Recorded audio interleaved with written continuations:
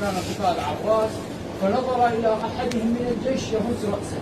قال له تكلم، قال أعطني الأمان وأتكلم، قال أعطيتك الأمان، قال يا سيدي انسحبنا من الحرب نمشي على طرف الروس،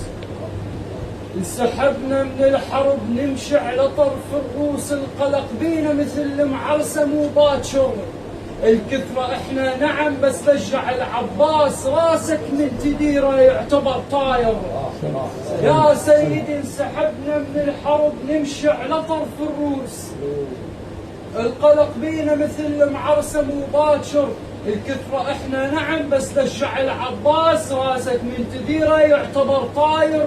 نخلى الجربة بس ما وقع من هالماي، شابكته طفل نام بحضن عاجر، طاوقنا الحسين 70,000، طاوقنا الحسين عليه صرنا هلال، قطعنا الماي عنه وما بقى حاير، ابتسم باوع علينا طلع العباس، عباس الوحده وجيشك المتحاصر، نزل مثل المطر بالصحراء تقتل وين، نزل مثل المطر بالصحراء تقتل وين، تهرب من امس يطلع لك باكر، نزل مثل العذاب الضرب قرية هود، ريح مصرصر ونار وبرد شاهر، نزل يشبه علي، نزل يشبه علي كل غلطه بدماغي، المستقبل صفن والماضي على الحاضر، نزل بريادنا العلقم عسل ينضاد، بالسابة بعدنا شلون بالعاشر، فيقول تتشون برمح من دار وجهه يزيد، وجه واحد دفعني وواحد يخازر، شمر قال لي اسكت، خولي قال لي تموت، شبث قال لي كذب هالحكي مو صاير، عيد قوالك وقول الحكيته وهان، وشفت عباس شارد يكسر الخاطر، شبث عني كذب لا تحكي لا تقل لي شردت من الحرب وبحجة تصلي، سمع عباس نازل تيه بالاذان اشهد ان ابو فاضل راح يصلي، فقال له الشمر، فنهض الشمر قال يا سيدي انه يكذب، اني رايته يقبض المال من علي بن الحسين حتى يشوق سقط على الارض ونهض ثلاثا، فقال له يا شمر ما بك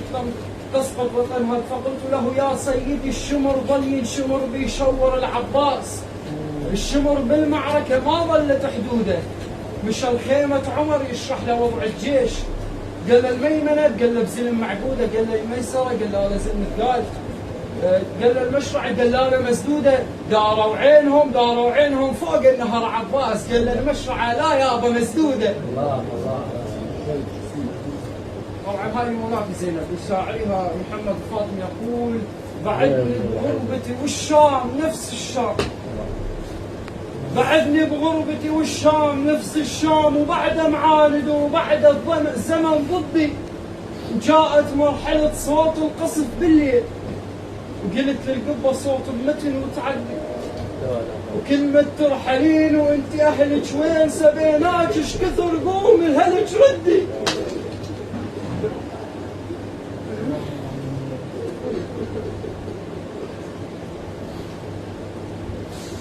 كلمة ترحلين وانت اهلك وين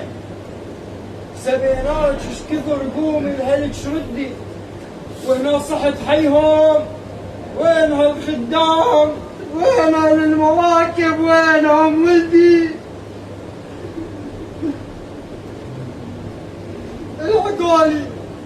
الحقولي تراها بلا يعون الورد،